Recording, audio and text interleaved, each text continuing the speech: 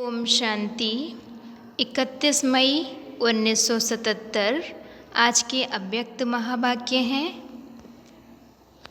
विश्व कल्याण करने का सहज साधन है श्रेष्ठ संकल्पों की एकाग्रता। मास्टर सर्वशक्तिवान, सदा माया जीत सो जगत जीत, सदा ज्ञान स्वरूप शक्ति स्वरूप स्थिति में स्थित रहने वाले विजयी रत्नों प्रति बाबा बोले, अपने निराकारी और साकारी दोनों स्थितियों को अच्छी तरह से जान गए हो। दोनों ही स्थितियों में स्थित रहना सहज अनुभव होता है। बस साकार स्थिति में स्थित रहना सहज लगता है और निराकारी स्थिति में स्थित होने में मेहनत लगती है। संकल्प किया और स्थित हुआ। सेकंड का संकल्प जहाँ चाहे वहाँ स्थित कर सकता है।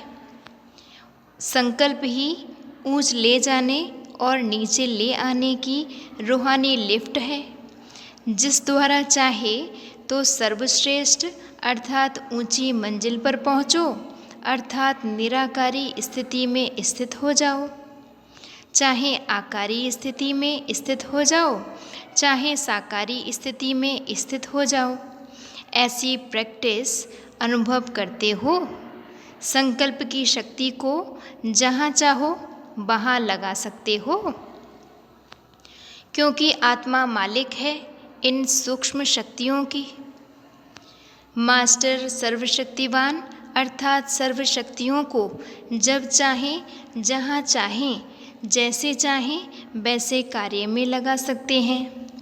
ऐसे मालिकपन अनुभव करते हो।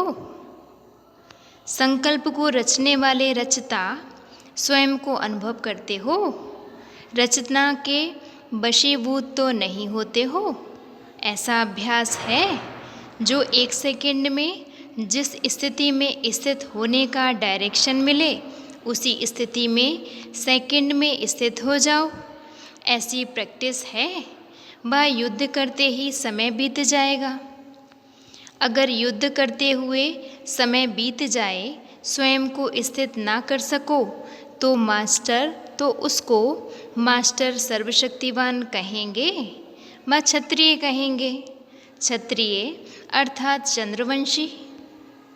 वर्तमान समय विश्व कल्याण करने का सहज साधन अपने श्रेष्ठ संकल्प के एकाग्रता द्वारा सर्व आत्माओं की भटकती हुई बुद्धि को एकाग्र करना है। सारे विश्व की सर्व आत्माएं विशेष यही चाहना रखती हैं कि भटकी हुई बुद्धि एकाग्र हो जाए, व मन चंचलता से एकाग्र हो जाए। यह विश्व की मांग व चाहना कैसे पूर्ण करेंगे? अगर स्वयं ही एकाग्र नहीं होंगे तो औरों को कैसे कर सकेंगे? इसलिए एकाग्रता अर्थात सदा एक बाप दूसरा ना कोई, ऐसे निरंतर एक रस स्थिति में स्थित होने का विशेष अभ्यास करो। उसके लिए जैसे सुनाया था, एक तो व्यर्थ संकल्पों को शुद्ध संकल्पों में परिवर्तन करो। दूसरी बात, माया के आने वाले अनेक प्रकार के विघ्नों को अपनी ईश्वरीय लगन के आधार से सहज समाप्त करते कदम को आगे बढ़ाते चलो। विघ्नों से घबराने का मुख्य कारण कौन सा है? जब भी कोई विघ्न आता है तो विघ्न आते हुए यह भूल जाते हो कि बाप दादा ने पहले से ही ये नॉलेज दे दी है कि लगन की परीक्षा में यह सब आएंगे ही। जब पहले से ही मालूम है कि विघ्न आने ही हैं, फिर घबराने की क्या ज़रूरत? नई बात क्यों समझते हो? माया क्यों आती है? व्यर्थ संकल्प क्यों आते हैं? बुद्धि क्यों भटकती है? वातावरण क्यों प्रभाव डालता है? संबंधी साथ क्यों नहीं देते हैं? पुराने संस्कार अब तक क्यों इमर्ज होते हैं? यह सब क्वेश्चन विघ्नों को मिटाने के बजाय बाप की लगन से हटाने के निमित्त बन जाते हैं। क्या यह बाप के महावाक्य भूल जाते हो कि जितना आगे बढ़ेंगे उतना माया भिन्न भिन्न रूप से परीक्षा लेने के लिए आएंगी। लेकिन परीक्षा ही आगे बढ़ाने का साधन है, ना कि गिराने का। क्योंकि कारण के निवारण के बजाय कारण सोचने में समय गंवा देते हो, शक्ति गंवा देते हो। कारण की बजाय निवारण सोचो और निर्विघ्न हो जाओ। क्यों आया? नहीं, लेकिन यह तो आना ही है। इस स्मृति में रहने से समर्थी स्वरूप हो जाएंगे। दूसरी बात, छोटे से विघ्नों को क्यों के क्वेश्चन उठने से व्यर्थ संकल्पों की क्यू लग जाती है और उसी क्यू को समाप्त करने में काफ़ी समय लग जाता है। इसीलिए मुख्य कमजोरी है जो ज्ञान स्वरूप अर्थात नॉलेजफुल स्थिति में स्थित होते हुए विघ्नों को पार नहीं कर पाते हैं। ज्ञानी हो लेकिन ज्ञान स्वरूप होना है। वातावरण प्रभाव क्यों डालता है, उसका भी कारण अपने पावरफुल वृत्ति द्वारा वायुमंडल को परिवर्तन करने वाले हैं। यह स्मृति भूल जाते हो। जब कहते ही हो विश्व परिवर्तक हैं, तो विश्व के परिवर्तन में वायुमंडल को भी परिवर्तन करना है। अशुद्ध को ही शुद्ध बनाने के लिए निमित्त हो।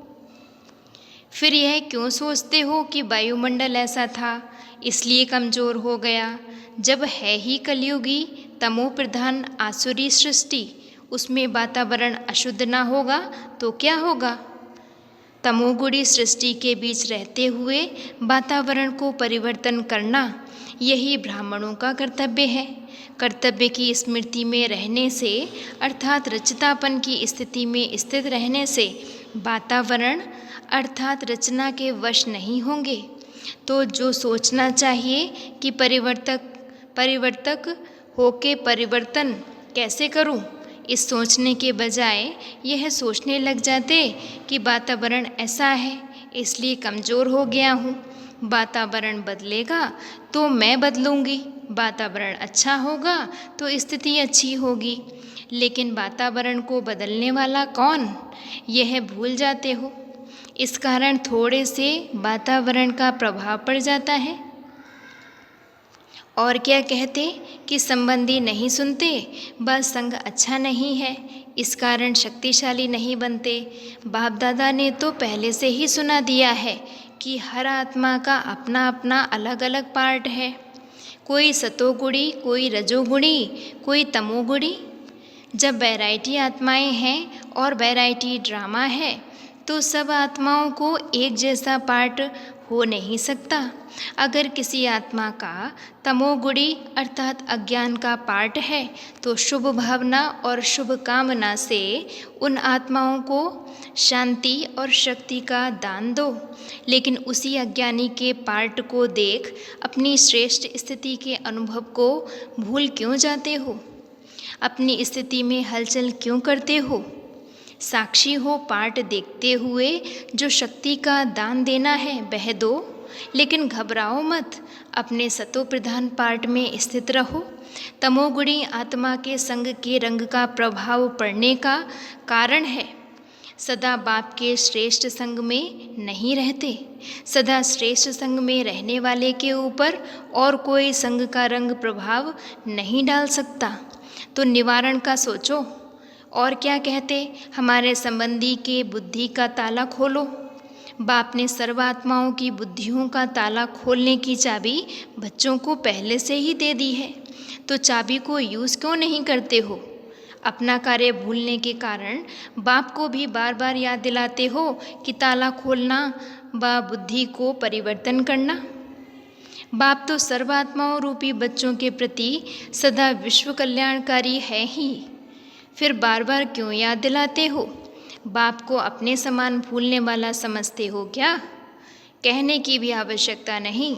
जितना आपको अपने हद के पार्ट के संबंध का ख्याल है, बाप तो सदा बच्चे के संबंध में रहने वाले, तो बाप बच्चों को भूल नहीं सकता।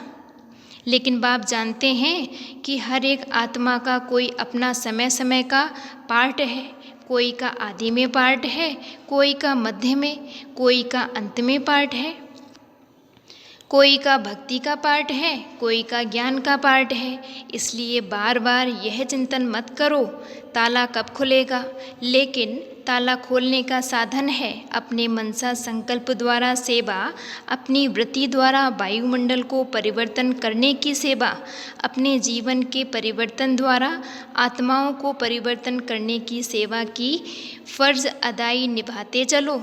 अभी बार बार यह नहीं बोलना कि ताला खोलो, अपना ताला खोला तो उनका खुल ही जाएगा।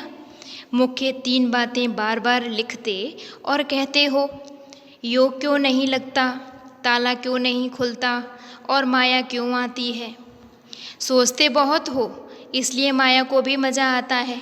जैसे मल्लयुद्ध में भी अगर थोड़ा सा भी गिरने लगता है तो दूसरे को मज़ा आता है और गिराकर ऊपर चढ़ने का।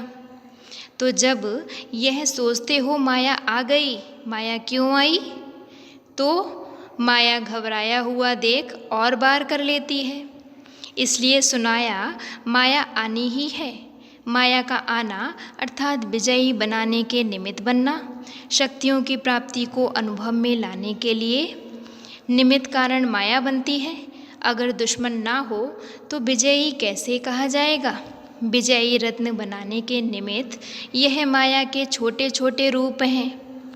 इसलिए माया जीत समझ, विजयी रत्न समझ, माया पर विजय प्राप्त करो। समझा।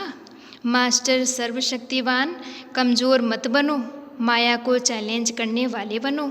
अच्छा, सदा माया जीत सो जगत जीत, वातावरण को अपनी समर्थ वृत्ति से सतो प्रधान बनाने वाले, अपनी श्रेष्ठ बाप के संग से अनेक मायावी संग दोष से पार रहने वाले, सदा ज्ञान स्वरूप शक्ति स्वरूप में स्थित रहने वाले, ऐसे सदा विजयी रत्नों को बाप दादा का याद प्यार और नमस्ते।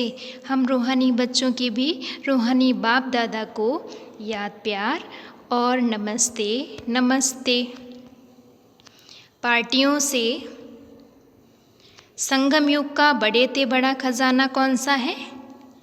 सबसे बड़े ते बड़ा खजाना है अतीन्द्रिय सुख, जो किसी भी युग में प्राप्त नहीं हो सकता। सतयुग में भी अतीन्द्रिय सुख का वर्णन नहीं करेंगे।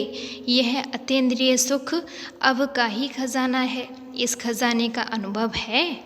जो सबसे बढ़िया चीज़ होती या अच्छी लगती उसको कभी भूला नहीं जाता। अतीन्द्रिय सुख बड़े ते बड़ा और अच्छे ते अच्छा खजाना है, तो सदा याद रहना चाहिए। याद अर्थात अनुभव में आना। जो इस अनुभव में रहेंगे वह इंद्रियों के सुख में नहीं होंगे। जो सदा अतीन्द्रिय सुख में नहीं रहते वह इंद्रियों के सुख की तरफ आकर्षित हो जाते। इंद्रियों के सुख के अनुभवी तो हो ना। उस अल्पकाल के सुख में भी दुख भरा हुआ है। जैसे आजकल कड़वी दवाई के ऊपर मीठा बोर्ड लगा देते तो यह इंद्रियों का सुख दिखाई सुख देता, लेकिन है क्या। जब समझते हो दुख है फिर उनकी आकर्षण में क्यों आते। सदा अपने को विशेष पाठधारी समझ पाठ बजाते हो। जो विशेष पाठधारी होते हैं उनकी हर एक्ट विशेष होती है। तो आपका भी हर कर्म के ऊपर इतना अटेंशन है। कोई भी कर्म साधारण ना हो। साधारण आत्मा जो भी कर्म करेगी वह देह अभिमान से विशेष आत्मा देही अभिमानी बन कर्म करेगी। देही अभिमानी बन पाठ बजाने वाले की रिजल्ट क्या होगी। वह स्वयं भी संतुष्ट और सर्व भी उनसे संतुष्ट होंगे। जो अच्छा पाठ बजाते तो देखने वाले वंस मोर एक बार और करते तो सर्व का संतुष्ट रहना अर्थात वंस मोर करना। सिर्फ स्वयं से संतुष्ट रहना बड़ी बात नहीं, लेकिन स्वयं संतुष्ट रहकर दूसरों को भी संतुष्ट करना, यह है पूरा स्लोगन। वह तब हो सकता जब देही अभिमानी होकर विशेष पाठ बजाओ। ऐसा पाठ बजाने में मज़ा आएगा, खुशी भी होगी। सदा स्वयं के श्रेष्ठ स्वमान मास्टर सर्वशक्तिवान के स्मृति में रहते हो। सबसे श्रेष्ठ सोमान कौन सा है? मास्टर सर्वशक्तिवान। जैसे कोई बड़ा ऑफिसर व राजा होता, जब वह सोमान की सीट पर स्थित होता तो दूसरे भी उसे सम्मान देते। अगर स्वयं सीट पर नहीं तो उसका ऑर्डर कोई नहीं मानेगा। तो ऐसे ही जब तक आप अपने सोमान की सीट पर नहीं तो माया भी आपके आगे सरेंडर नहीं हो सकती, क्योंकि वह जानती है यह सीट पर सेट नहीं है। सीट पर सेट होना अर्थात स्वयं को मास्टर सर्वशक्तिवान समझना। संगम युग ही प्रत्यक्ष फल देने वाला है। सतयुग में संगम युग का ही फल चलता रहता। संगम पर 1 का 100 गुणा भर करके प्रत्यक्ष फल मिलता है। सिर्फ एक बार संकल्प किया मैं बाप का हूँ तो अनेक जन्म एक संकल्प के आधार पर फल प्राप्त होता रहता है।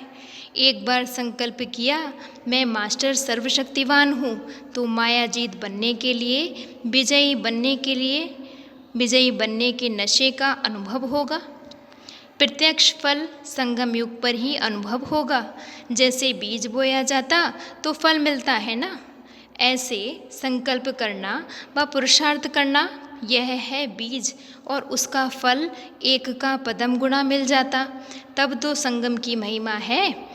सबसे बड़े ते बड़ा संगम युग का फल है, जो स्वयं बाप प्रत्यक्ष रूप में मिलता। परमात्मा भी साकार रूप में, साकार मनुष्य रूप में मिलने आता। इस फल में और सब फल आ जाते हैं। अच्छा जी, ओम शांति।